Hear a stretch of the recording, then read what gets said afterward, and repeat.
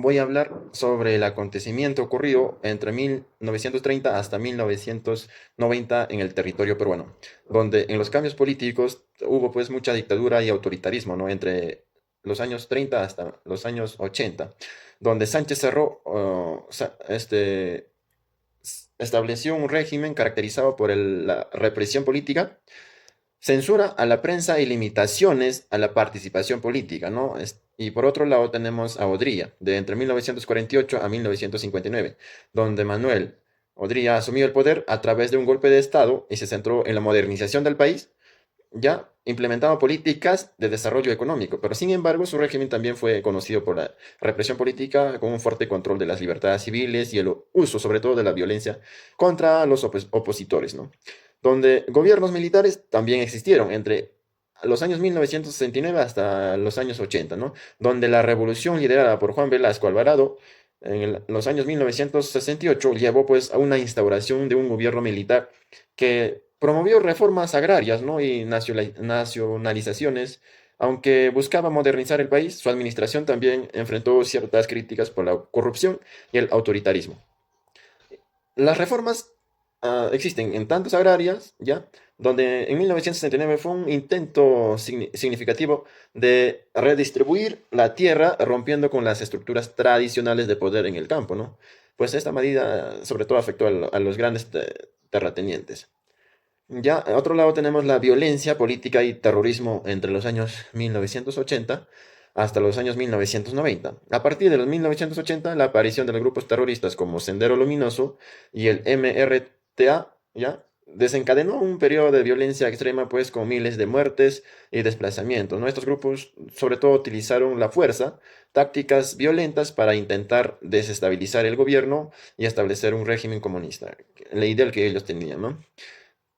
También el retorno de la democracia entre los 1980 fue un intento de reconstruir el sistema político tras años de dictaduras. Sin embargo, este contexto pues, de violencia y crisis económica complicó la consolidación de la democracia, donde en 1990 hasta 2000 pues, Alberto Fujimori gana las elecciones ya con un discurso de cambios. Su gobierno implementó políticas neoliberales, donde influenciaron pues privatizaciones y liberación económica, lo que llevó a una recuperación económica, pero también tuvo sus consecuencias, donde se caracterizó por la violación de los derechos humanos, ¿no? El control de los medios de comunicación, la disolución del Congreso en el año 1992 y lo que marcó pues un retorno de prácticas autoritarias.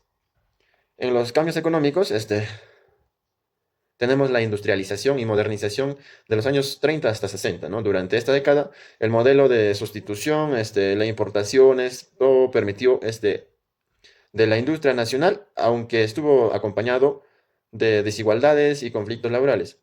También tuvimos una crisis económica, donde la crisis de la deuda externa en los años 80 resultó la hiperinflación, generando desempleo y una economía estancada. ¿No? Reformas neoliberales entre 1990 y 2000, donde Fujimori, basada en la reducción del gasto público y la privatización, llevaron a un crecimiento económico, pero también generaron desigualdades y exclusiones, sobre todo en aumento de inversión extranjera, ¿no? Pero también una precarización del empleo, ¿no? Dependencia de recursos naturales, ¿no? La economía peruana siempre se ha caracterizado por utilizar, dependientemente de la minería, la extracción de los recursos naturales. Este modelo donde ha generado pues un crecimiento, pero también ha planteado pues preguntas, dilemas sobre la sostenibilidad ambiental en el impacto social de la explotación de recursos. En los cambios sociales tenemos movimientos sociales, urbanización e inmigración, impacto del terrorismo, sobre todo en los años 80 y 90, donde afectó el tejido social generando desconfianza y fragmentación comunitaria. La experiencia de la violencia pues ha dejado marcas profundas en nuestra historia de nuestro país, ¿no? Culturas y diversidad étnica. Tenemos también la riqueza cultural del Perú ha permanecido, ¿no? Durante las décadas, sobre todo en las comunidades indígenas, donde continúan luchando por sus derechos y la diversidad cultural que han convertido en un punto de orgullo nacional, sobre todo por las costumbres, tradiciones y todos los que ellos tienen. En las permanencias tenemos la desigualdad estructural, donde la desigualdad estructural se basa en la economía, lo social, donde han mantenido pues disparidades significativas entre las regiones, ¿no? A pesar de, de los avances económicos, las comunidades rurales e indígenas continúan enfrentando mayores niveles de pobreza y exclusión, pues, de una parte de nuestro territorio.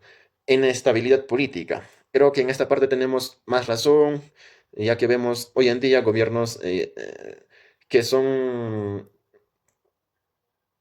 desconfianza en la población, digamos así, por lo tanto se da pues la inestabilidad política. También se mantiene la identidad cultural. La identidad cultural se caracteriza por una rica diversidad étnica, lingüística y variedades, pues no de los platos típicos. La influencia en el Perú actual, de 1930 a 1990, creo yo que nos ha dejado lo suficientemente una huella profunda en el cual la lucha por la democracia y la equidad social sigue siendo central con una sociedad civil activa que buscamos pues involucrarnos en un proceso político y social democrático.